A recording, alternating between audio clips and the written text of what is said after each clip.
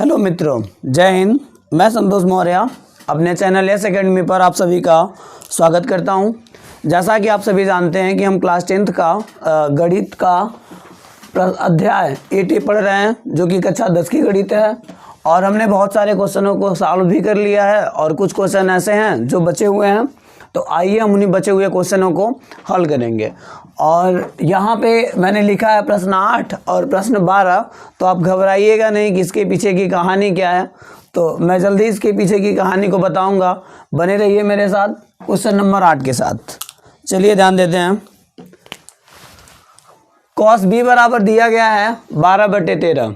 Cos B बराबर 12/13। तो मैंने फार्मूला लिखवाया है आपको कॉस बी का। कॉस बी बराबर होता है, चाहे बी रहे ए रहे, डज नॉट मैटर, उससे लेना देना नहीं है हमें। केवल हमको देखना है कॉस से।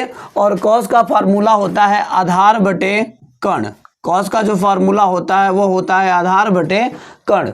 तो हम यहाँ पे लिख देंगे आधार की वैल्यू हमको दिख रही है कितनी है, आधार की वैल्यू 12 है और कर्ण की वैल्यू हमको दिख रही है कि क्या है, 13 है। और ये प्रश्न हमने 7 कल बताया था और वहाँ पे कहा था कि एक त्रिकोणमितीय अनुपात दिया गया है, अन्य 2 त्रिकोणमितीय अनुपात क्या करिए, ज्ञात करिए। तो मैंने आपको बताया है कि वैसे तो त्रिकोणमितीय अनुपात 6 होते हैं, लेकिन मुख्य भूमिका 3 ही त्रिकोणमितीय अनुपात की होती है। किसकी?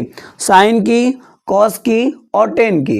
तो 3 ऐसे मान होते हैं जो मुख्य भूमिका में होते हैं। तो 3 मानों में से कॉस दिया है, मतलब अब किसको नहीं दिया गया है, किसका ज्ञात करना है, तो साइन का ज्ञात करना है।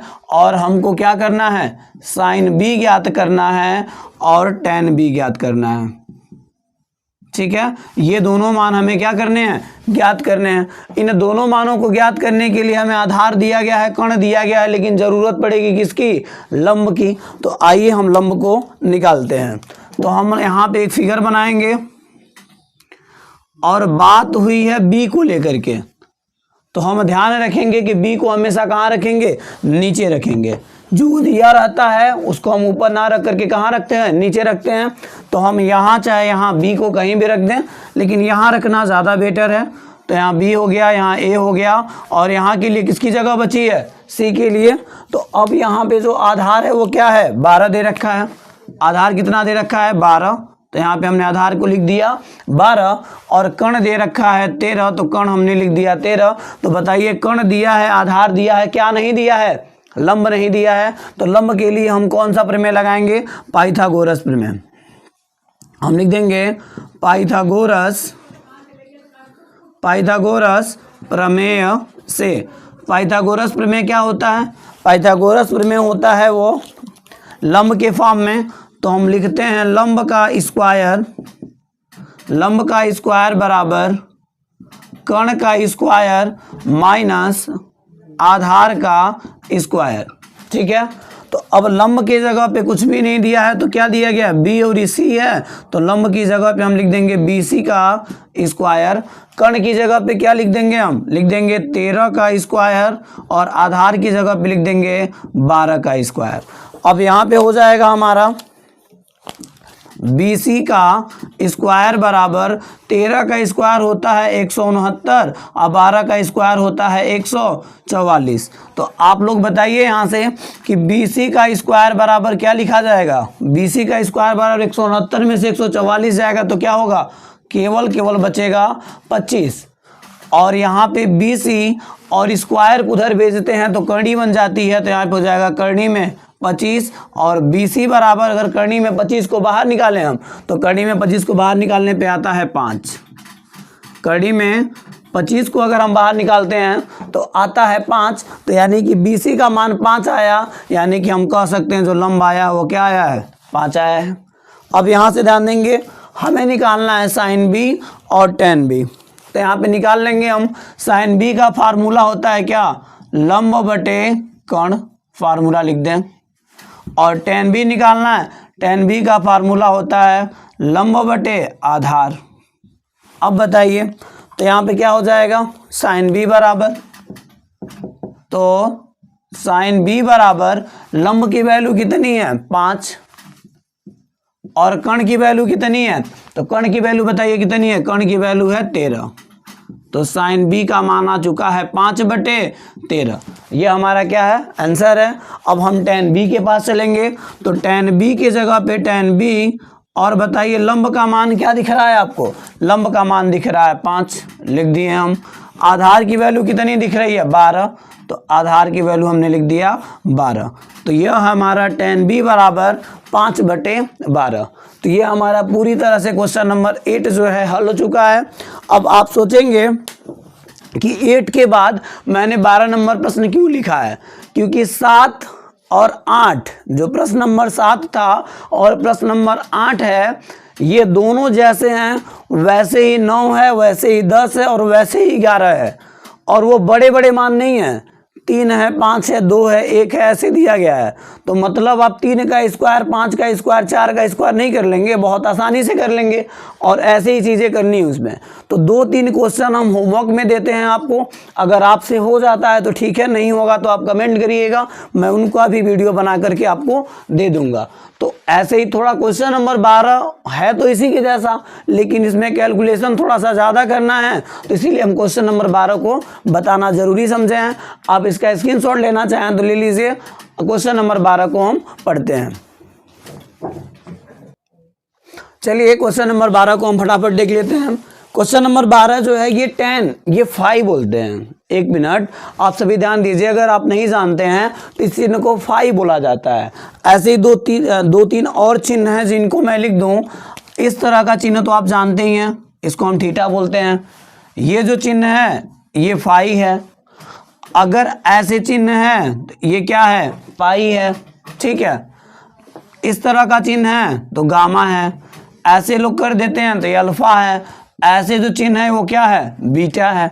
तो ये कुछ मामूली से चिन्ह होते हैं जिनको आपको याद रखना होगा। अगर आप इंटरमीडिएट की पढ़ाई करेंगे तो कुछ साइन ऐसे मिलेगा, एक ऐसे होगा त्रिभुज जैसा, इसको साइन बोलते हैं।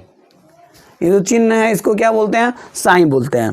तो वैसे चिन्ह आते रहेंगे, हम लोग बताते रहेंगे, कोई बड़ी बात नहीं है। लेकिन यहाँ पे फिलहाल ये चिन्ह आया था तो क्या है, फाई है, इसका कोई यूज नहीं है। आप लोग घबराइएगा नहीं। बहुत से बच्चे, तो मैं जब ऑफलाइन पढ़ाता हूँ तो बहुत से बच्चे कहते हैं सर ये वाला बता दीजिए, तो पूछने पे पता चलता है कि क्यों ये वाला पूछ रहे हो, तो कहते हैं सर ये पता नहीं क्या दिया हुआ है। तो इससे कुछ लेना देना नहीं है, ये फाई है, चाहे ए रहे चाहे बी रहे। ए का भी कोई ये रहता है तो क्या यूज करते हैं क्या आप उसका, नहीं करते हैं। बी रहता है तभी भी नहीं यूज करते हैं। तो वैसे फाई का भी कोई विशेष यूज नहीं है यहाँ पे, ठीक है। तो अभी यहाँ पे तो नहीं है इसका यूज, इसकी ज़रूरत नहीं है, तो हम इसको मिटाते हैं। आइए क्वेश्चन पे चलते हैं हम। क्वेश्चन नंबर 12 कह रहा है tan फाई बराबर 40/9। तो ये बताइए tan फाई बराबर, फाई को छोड़ दीजिए, tan थीटा बराबर क्या होता है, लंब बटे आधार होता है। हमने लिख दिया लंब बटे आधार। अब बताइए लंब का मान क्या दिख रहा है आपको, लंब का मान दिख रहा है 40, जबकि आधार का मान दिख रहा है क्या, 9। तो लंब है, आधार है, क्या नहीं है, कर्ण नहीं है। तो कर्ण कैसे निकलेगा, तो कर्ण के लिए हमें बनाना पड़ेगा एक त्रिभुज। और कैसा त्रिभुज, समकोण त्रिभुज। हमने एक समकोण त्रिभुज बना दिया, और यहाँ पे फाई दिया है तो हम ए बी कहीं भी लिखें, ए बी सी, कोई बड़ी बात नहीं है यहाँ पे। तो ए हमने यहाँ लिख दिया, बी लिख दिया, और यहाँ पे हमने सी लिख दिया। अब बताइए लंब का मान 40 दे रखा है, दर्शा दीजिए लंब का मान 40। आधार का मान 9 दे रखा है, क्या नहीं दिया है, कर्ण नहीं दिया गया है। तो आप लगा दीजिए पाइथागोरस प्रमेय यहाँ पे। हाँ मैं लिख दें पाइथागोरस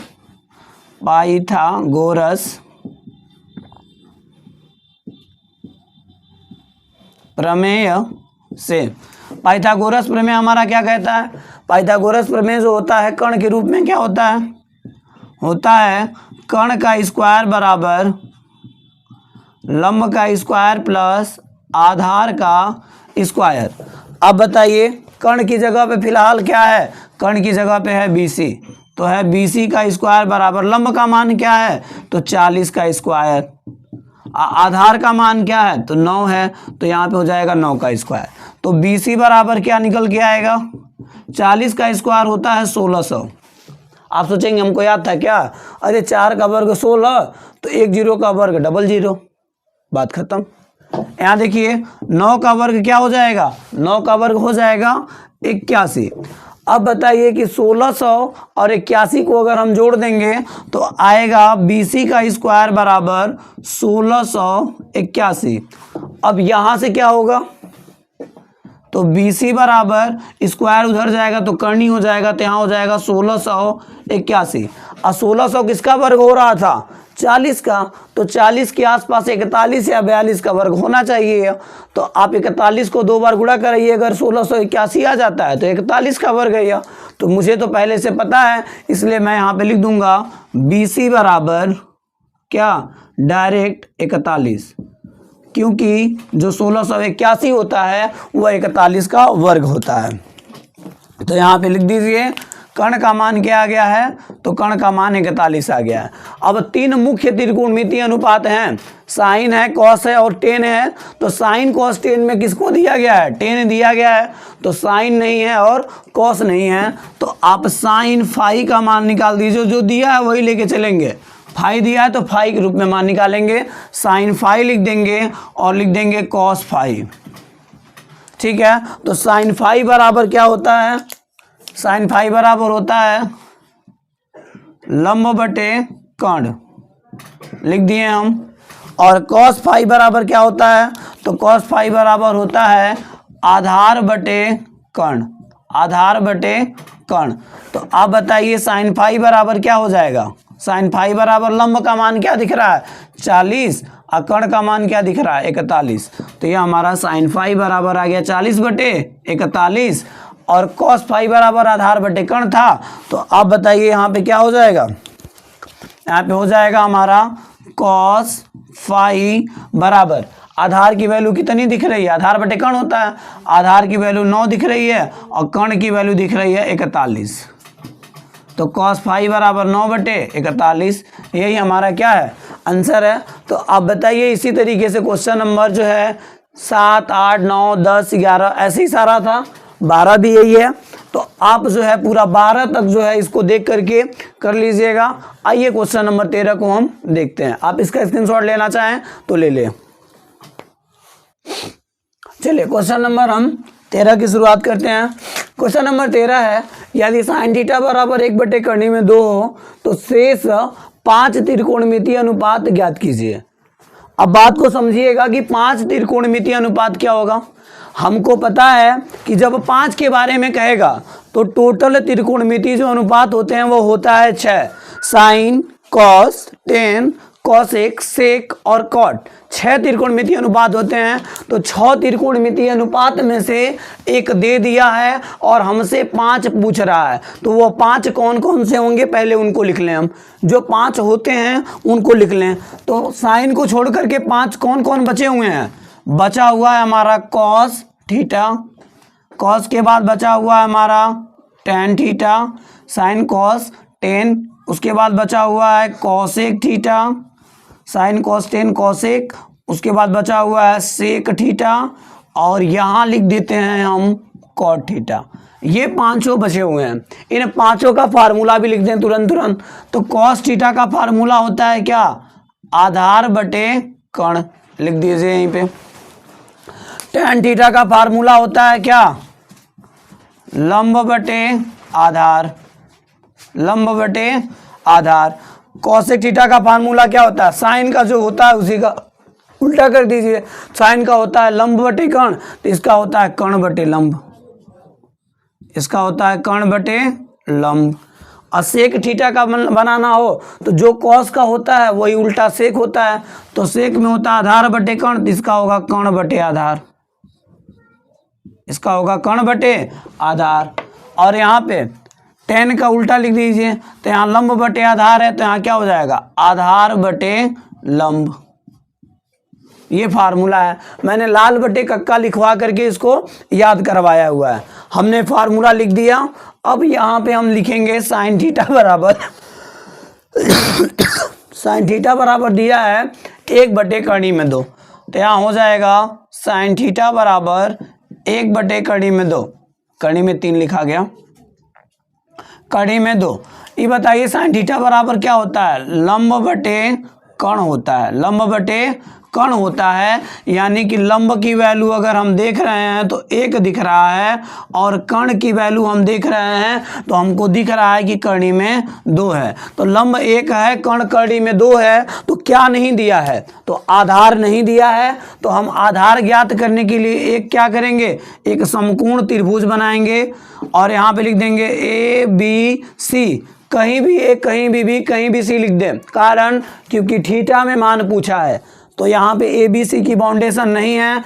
लंब की वैल्यू दी गई है कितना, 1 दिया गया है, तो लंब को यहाँ पे 1 लिख दीजिए और कर्ण का मान कड़ी में 2 दिया है तो भी लिख दीजिए।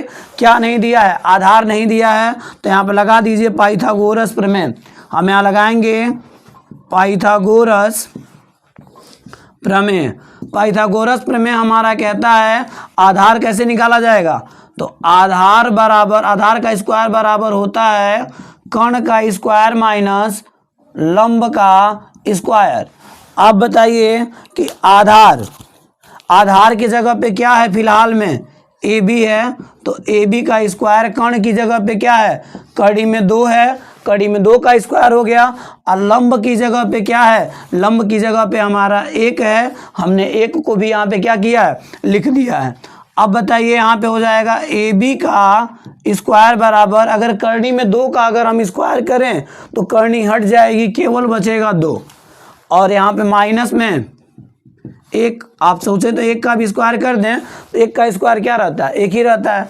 तो यहाँ पे हो जाएगा ए बी का स्क्वायर बराबर 2 में से 1 जाए 1, यानी कि ए बी बराबर अगर हम देखें तो स्क्वायर उधर जाएगा तो क्या बनेगा, कड़ी में 1 हमेशा कड़ी से बाहर निकल जाता है, तो ए बी की जो वैल्यू आएगी वो क्या आएगी, 1 आएगी। तो ए बी की वैल्यू क्या आ गई, 1, अर्थात जो हमारा आधार है वह 1 आ चुका है। आइए हम मान लिखते हैं यहाँ पे हो जाएगा cos थीटा बराबर आधार बटे कर्ण, आधार का मान 1 आया है, कर्ण का मान कड़ी में 2 है, तो 1 बटे कड़ी में 2 आंसर हो गया ये।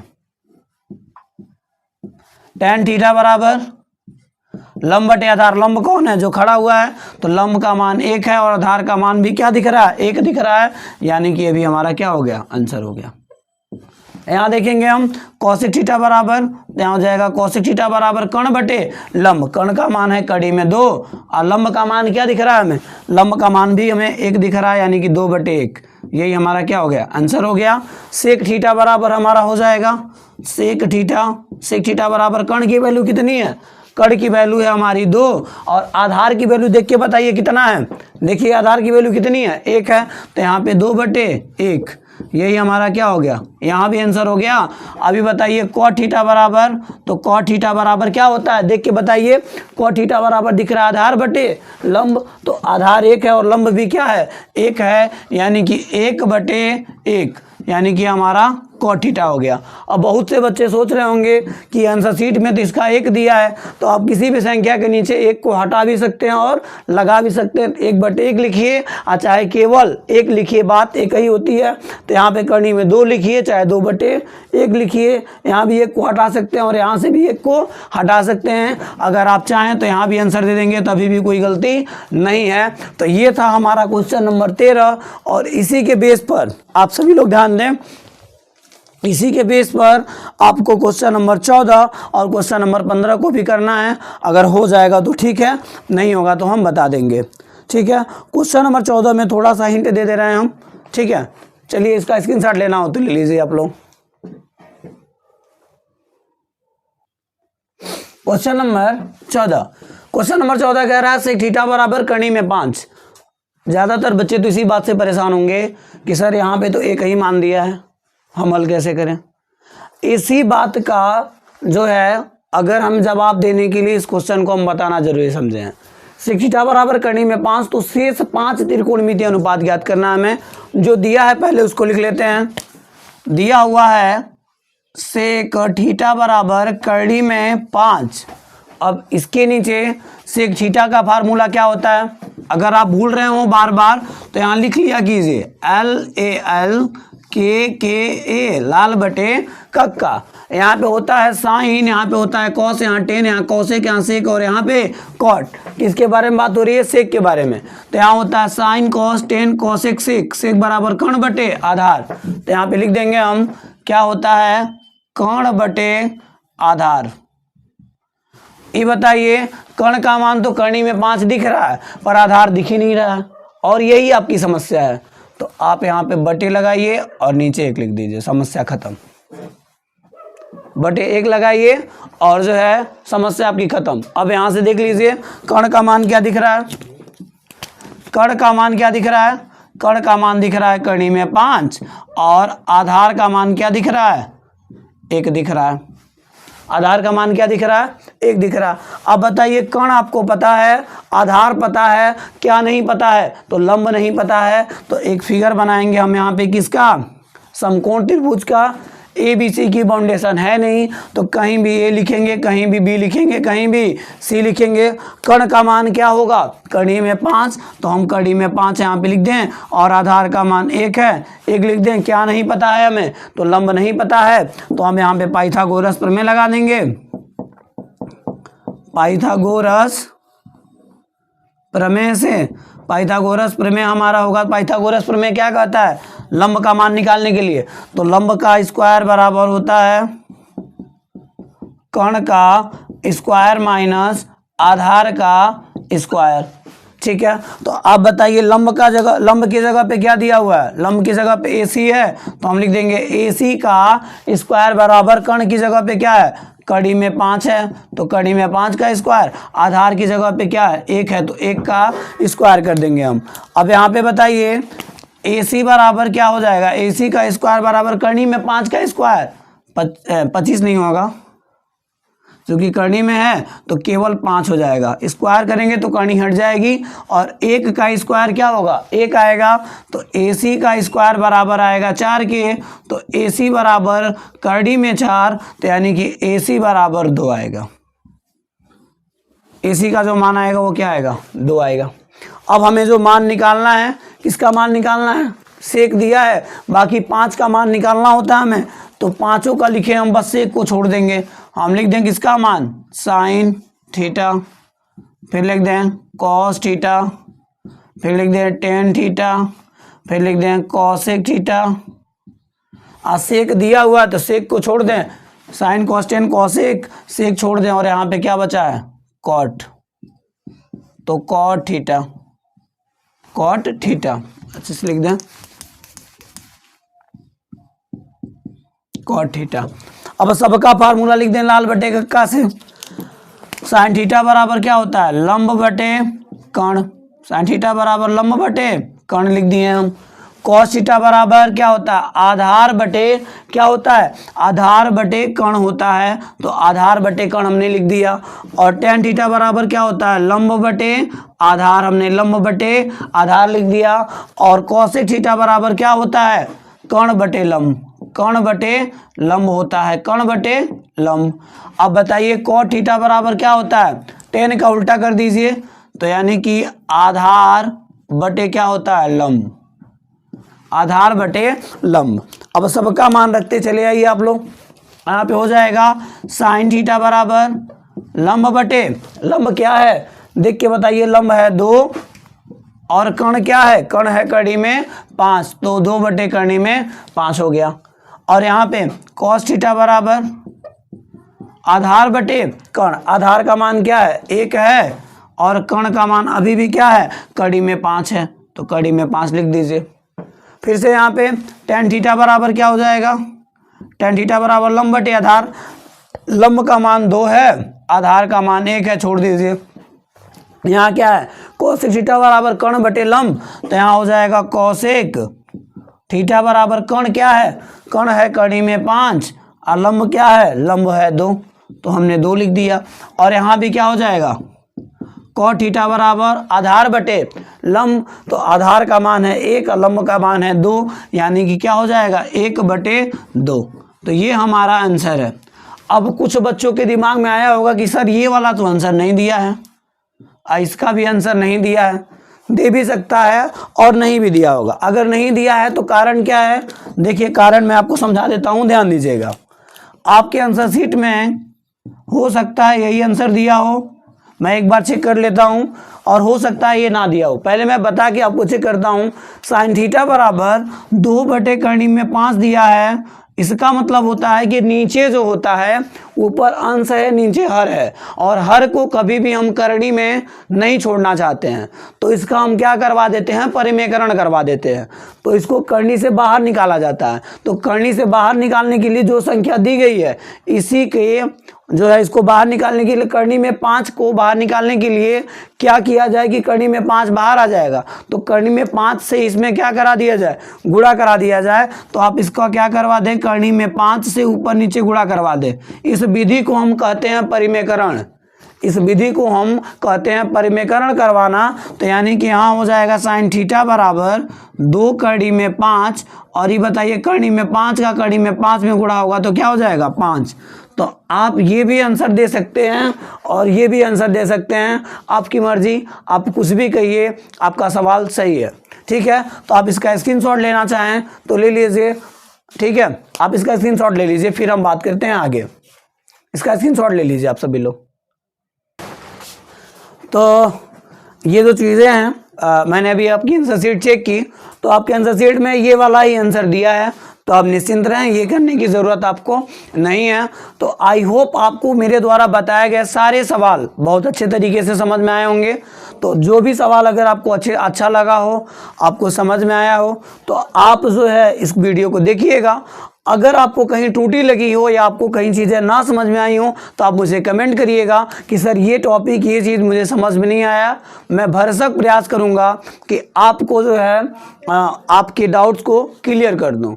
बाकी लोग कहते हैं कि अगर मैं किसी का यहाँ पे नाम नहीं ले रहा हूँ, लेकिन कुछ लोग कहते हैं कि वीडियो अच्छा लगे तो शेयर करिए, सब्सक्राइब करिए। मैं ऐसा कुछ भी नहीं कहूँगा आपसे, आपको जो समझ में आए करिए। बस ये रहेगा आपको कि अगर समझ में आए तो देखिए, अगर कहीं गलती लगे तो वो गलती बता दीजिए कि सर यहाँ पे आपने गलती किया, चाहे इस तरीके से आप बताइए तो सही रहेगा। ठीक है, तो मिलते हैं नेक्स्ट वीडियो में नेक्स्ट टॉपिक के साथ। धन्यवाद।